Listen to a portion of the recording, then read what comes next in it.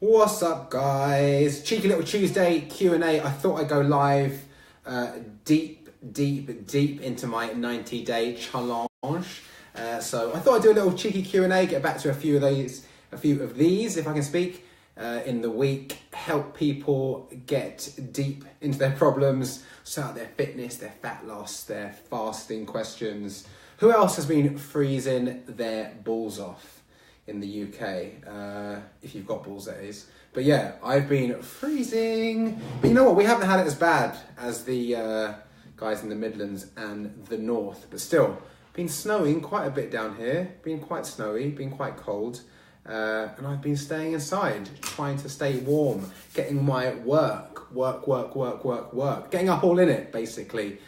Peeps are jumping on. If you've got any questions, drop them in the comments below. If you're jumping on, say what's up, say where you are, tell me what the weather is like in your area. You can hit like and love and all that good stuff. I've got a few pre-questions that I've got in the old inboxes. The inboxes are always getting filled up these days. That sounds a bit sexual, doesn't it? It's a bit weird.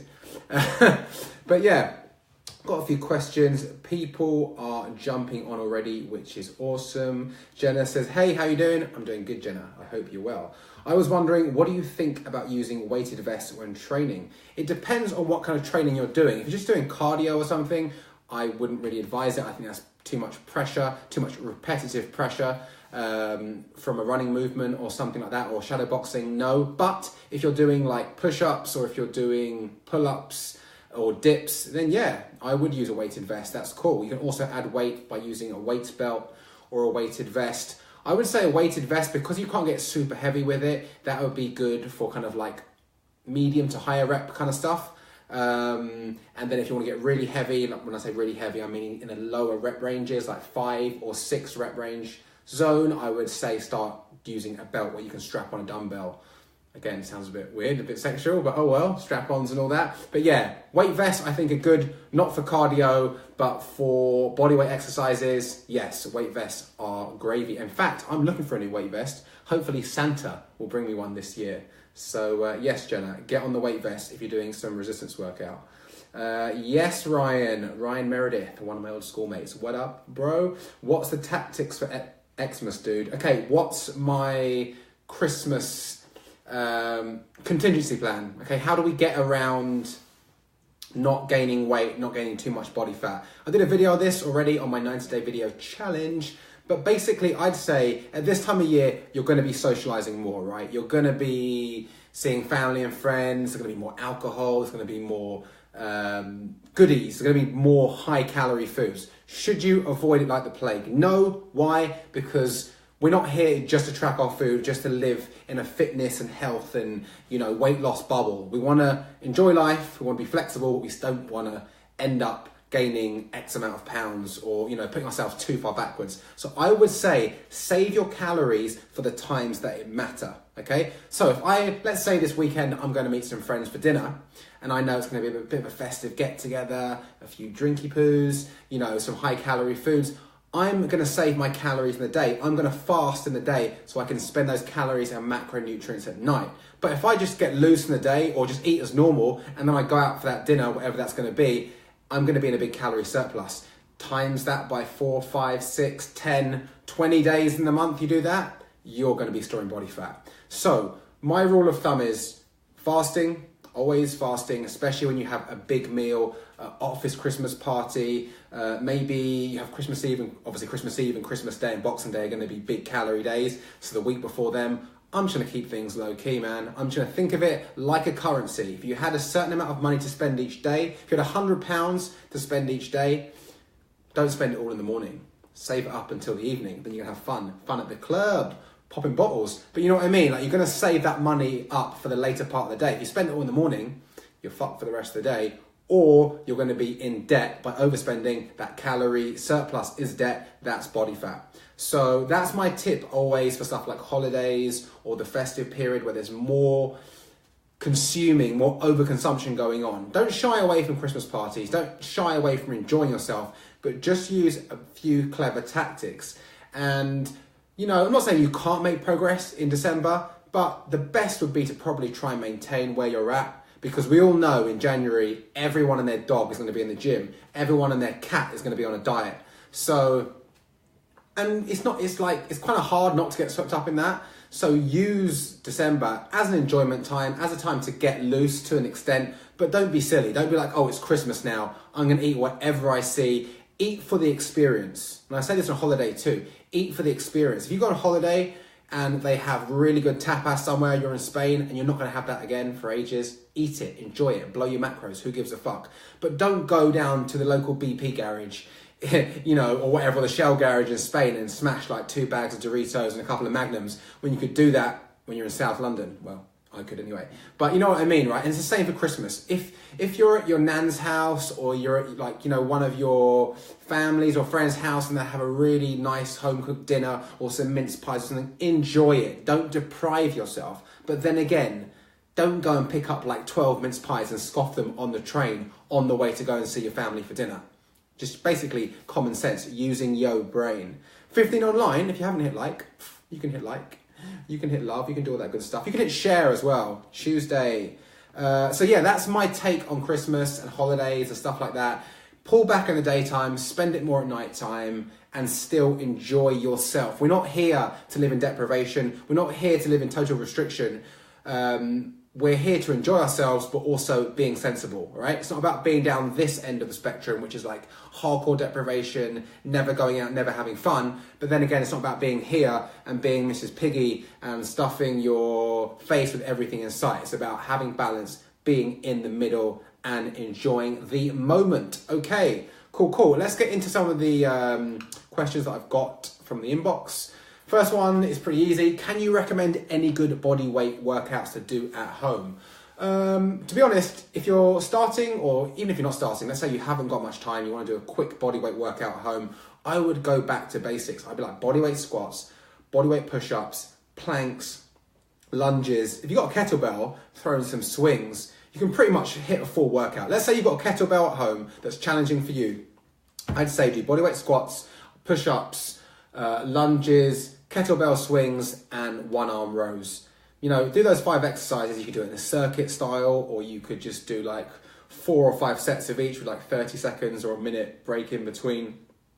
But if you kind of hit those 5 exercises or variations of the push, pull, squat, lunge, deadlift, you're pretty much like on the right path for a good all-round workout.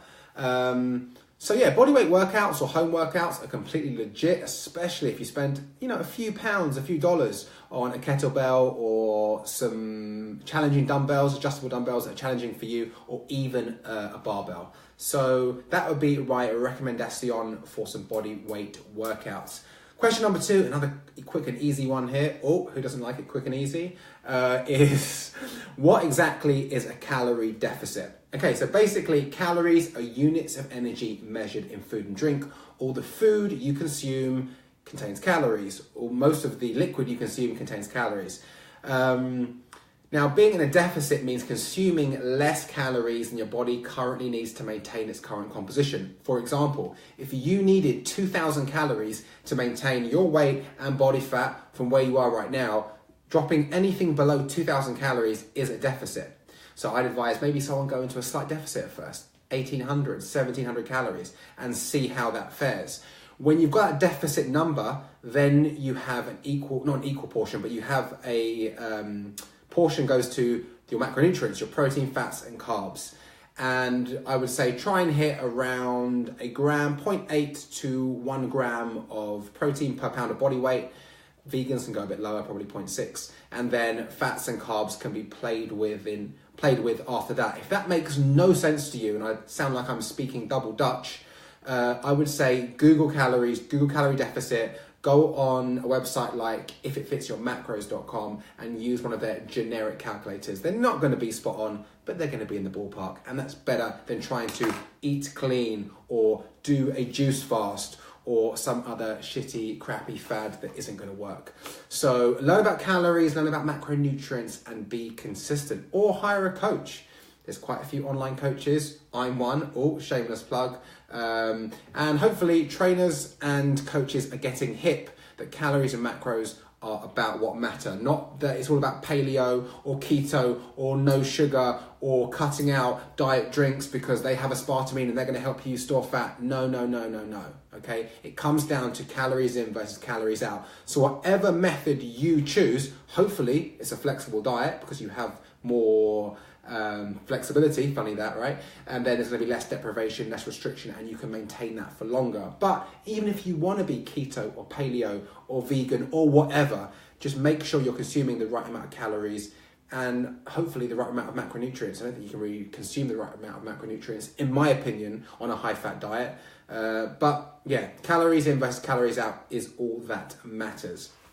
Question number 3 I've got here is, what do I do if my diet and exercise plan has gone totally out of the window for a couple of weeks due to being ill, and now the idea of starting again feels impossible? Okay, this is a really good question. Basically, it's about motivation. It's basically about a hiccup in the road.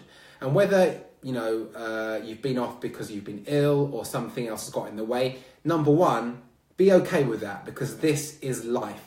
No journey from here to there or from A to B or from wherever you want to get to is going to be linear. There's going to be hiccups. There's going to be times there's bumps in the road. Why? Because that's life. Nothing worth achieving comes easy, okay? There's going to be some hard work. There's going to be some gritty times. So step number 1 is be okay with that. Step number 2 is just getting back to it, yeah? And that sounds a bit too generic, I know. Just get back to it, it'll be fine. That sounds generic, that sounds annoying. And step number 3 is baby steps, okay? That sounds kind of weird. Step number 3 is baby steps, meaning baby stepping yourself back into it, okay? So if it feels too overwhelming to think about, oh my God, I need to get back to doing 4 workouts a week and tracking my workouts and going shopping and getting the list of foods that I need to get and, whatever, that's because you're thinking about everything in one go, right? You need to baby step your way there. And I do this in many areas of my life. Many times, I've got to practice what I preach. Things are in my head, goals with business, with work, with whatever, with my fitness, and I try and think about it all at once, and it's like climbing Everest before lunch. It's impossible. If you think about everything at once, it becomes overwhelming. So I baby step myself, right? I baby step myself from where I am to where I want to start, and once I've got that momentum, it keeps going on. For example, sometimes I get out of bed and I have lists longer than my arm from stuff to do, and I'm just like, oh my God, I can't be bothered to reply to all those emails, edit that video, do a Skype call, sort out clients' macronutrients, the list goes on.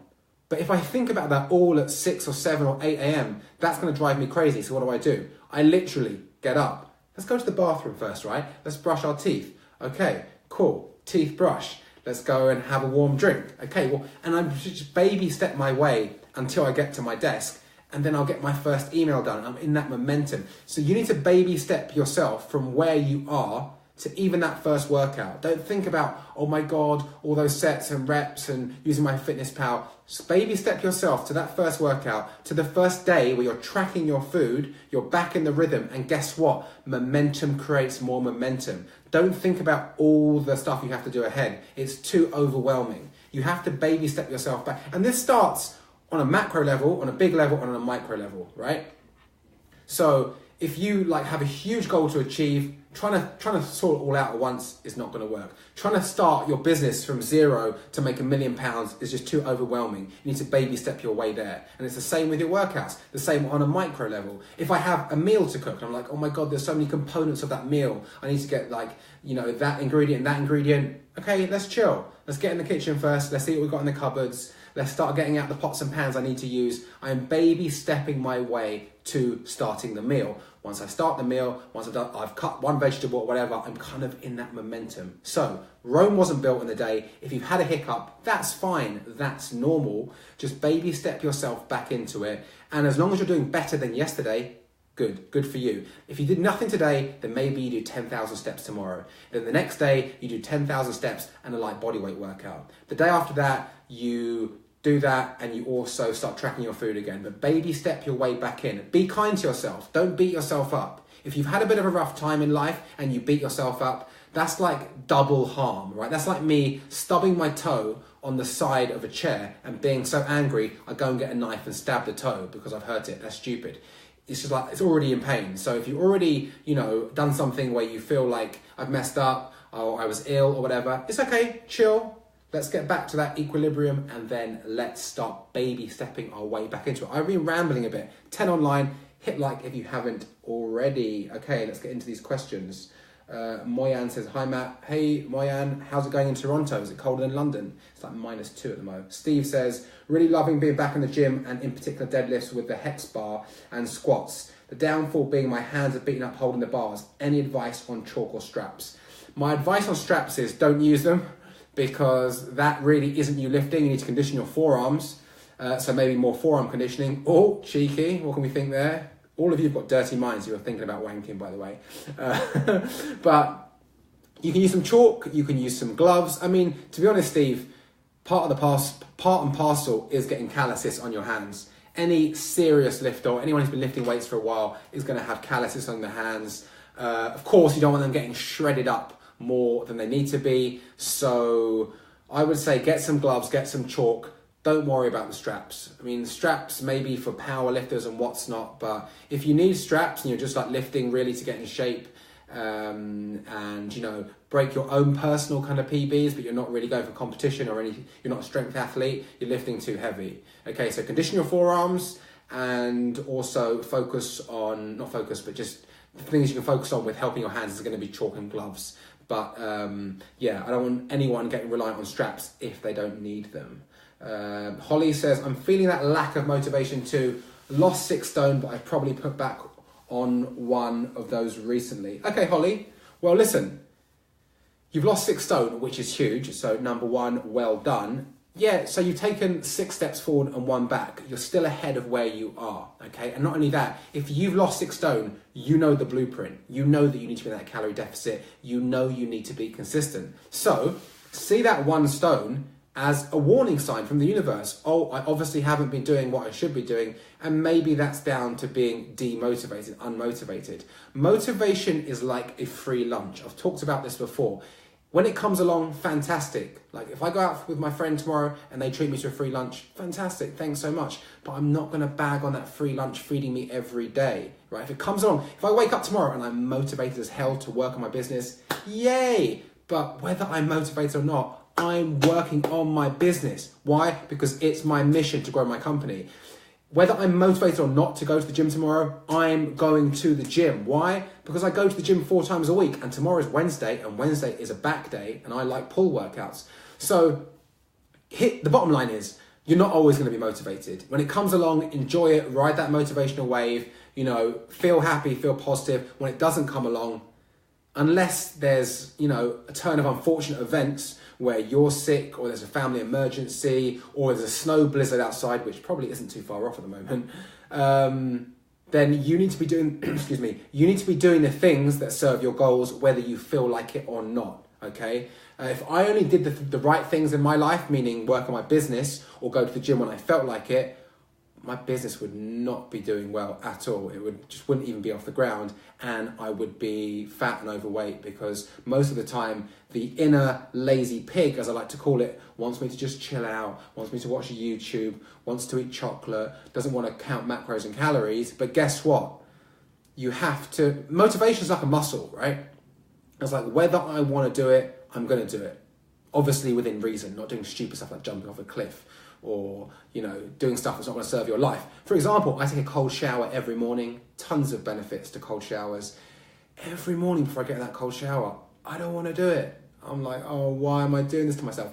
And guess what? 4 minutes later, I feel fucking fantastic. I feel amazing. I feel alive.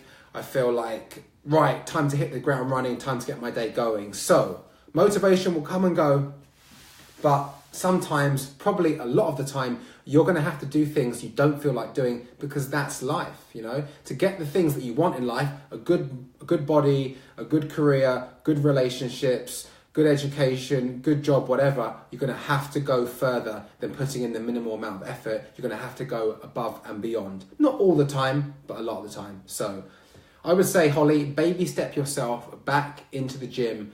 You've only taken 1 step back, right? You've taken 6 forward. So you know what to do. Get back in the gym, and guess what? Momentum builds momentum. When you're back in the gym, when you're exercising, you're eating healthy, you're tracking your food, you're in that rhythm, and that flow state helps propel you further down the line. So there's no magic bullet, unfortunately. It just means getting back to it. Steve says, another one, if you're doing intermittent fasting but want to throw in a 24-hour fast, can you still train on that day, or is it best to use it as a rest day? Either or, mate. I did a 24-hour fast yesterday because I felt like I overconsumed a little bit on the weekend. I did overconsume. I went to a Christmas fair in northeast London, and I definitely blew my calories and macros for the day. So I pulled back a bit yesterday. You can work out, it's fine. 24-hour fast is nothing. Our body has more than enough glycogen and stored energy for us to be working out 48, 72 hours later without any food. I'm not suggesting you have to do that, but doing a 24-hour fast, let's say you had dinner tonight at 7 p.m. and you want to eat tomorrow at 7 p.m. and you want to train tomorrow in the morning or lunchtime or early afternoon or whenever, you will be fine. Stay hydrated, you can have some herbal teas, you can have some black coffees, but you have more than enough energy stored in your muscles, stored in your body to get through that workout, so don't worry. Anna, I usually weight train 4 times a week. I'm an ectomorph.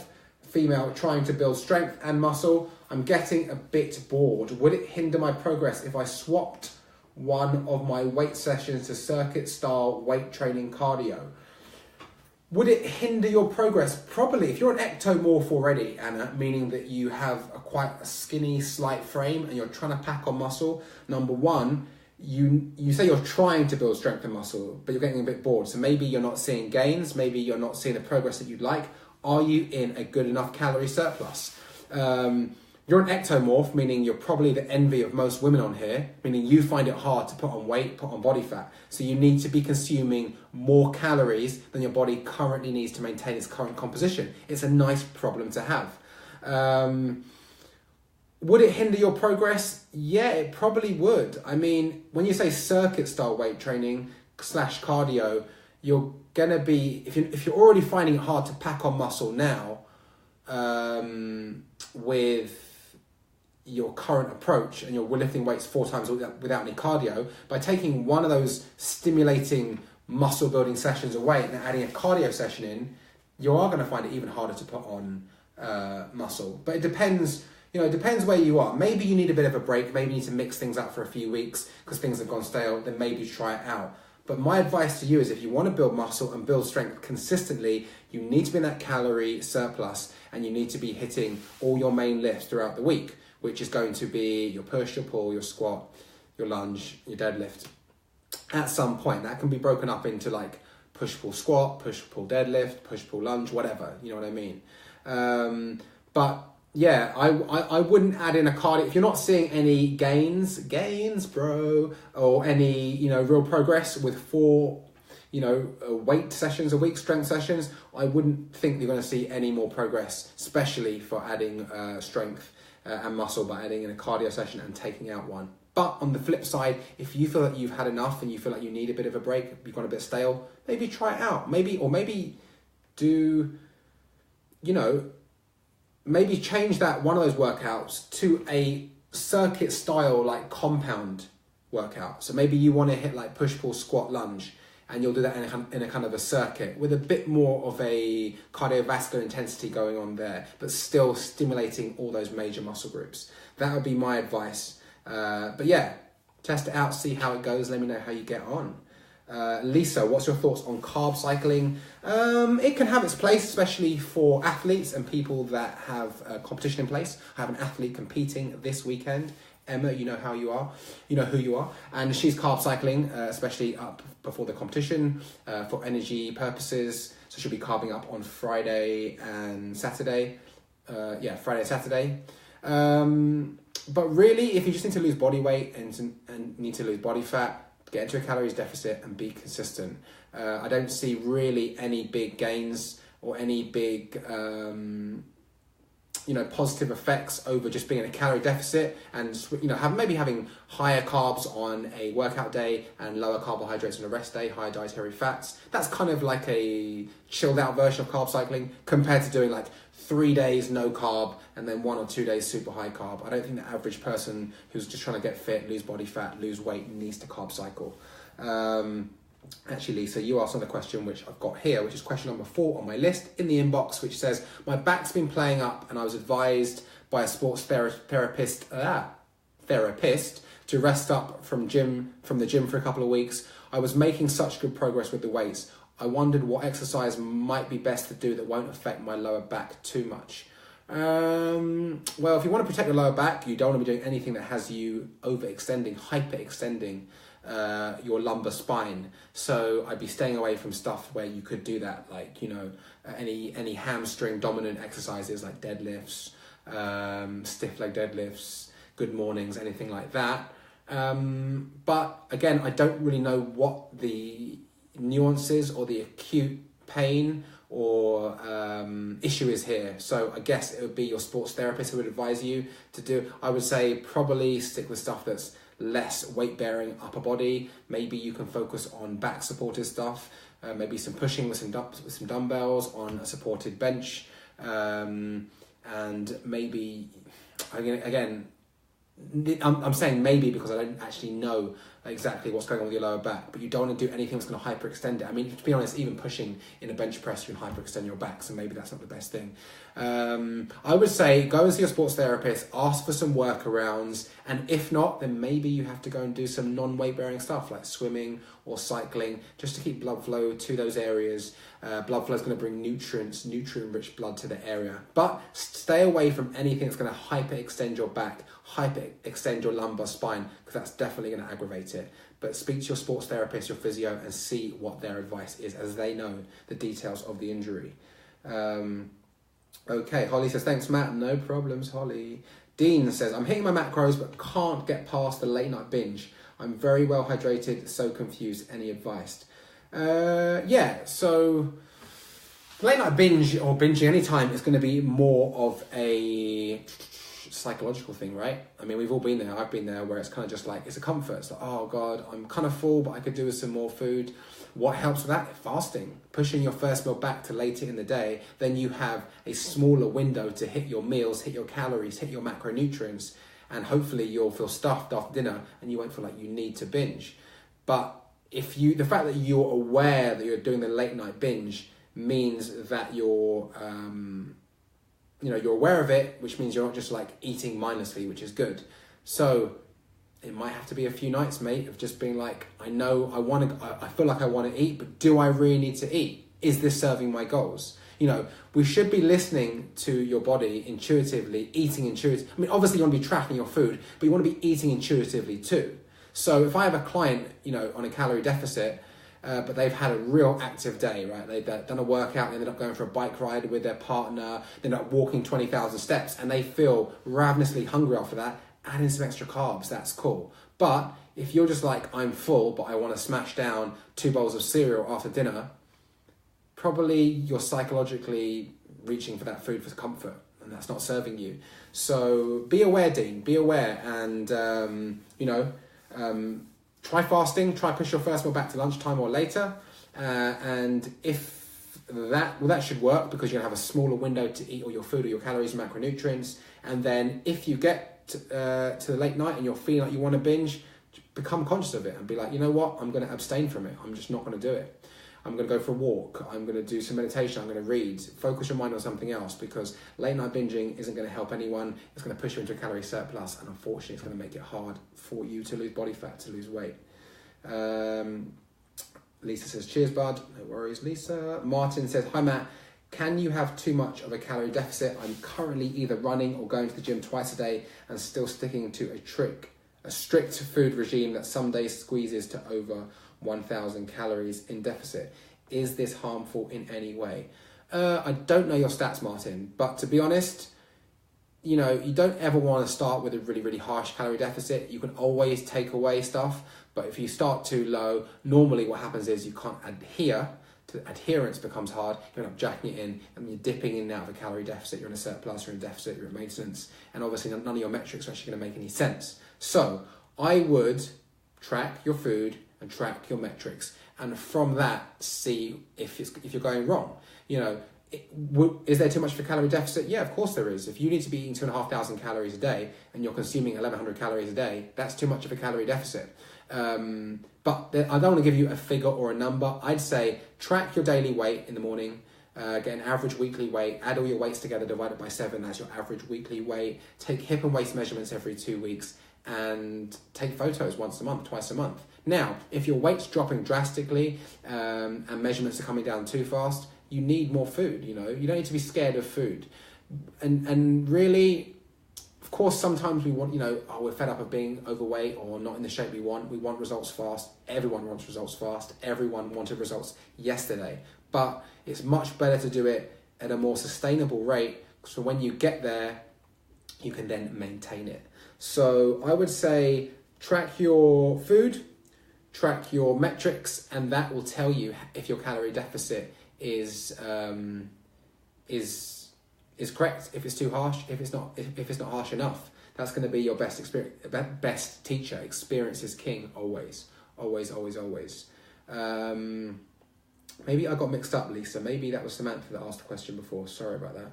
I'm getting mixed up on here. But anyway, guys, yes, that's pretty much it. I think I've got through all the questions. If you haven't hit like, hit love, hit share, because you love the Q&As, guys. You want more Q&As, and if you give me the love that I deserve, that my poor heart deserves, I'll do more Q&As for you. So hit like, hit love, help with the engagement. But let me just go through again, see if I've answered everyone's questions, because sometimes I get off here and there's a question that I haven't got to, and then I feel guilty, and I'm OCD, and I like answering everyone's questions. I need to stop pointing at you guys, don't I?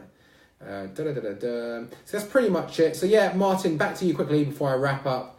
Yes, there is too much of a calorie deficit.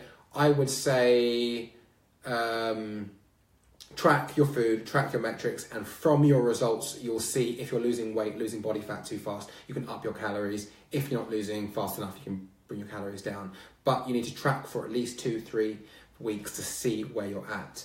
I think we have another question before I go. Tom says, what meals are good for families? Cooking for families, when you're tracking, I guess you have to, could be a bit trickier. How my clients get around this is normally they cook something different for their kids, and then the mum and dad will cook maybe, their own dish. Maybe they'll split it 50-50, or maybe the guy, if he's a big guy, he might have 2/3 and the woman have 1/3, and you divide the calories and macros up that way. What meals are good for families?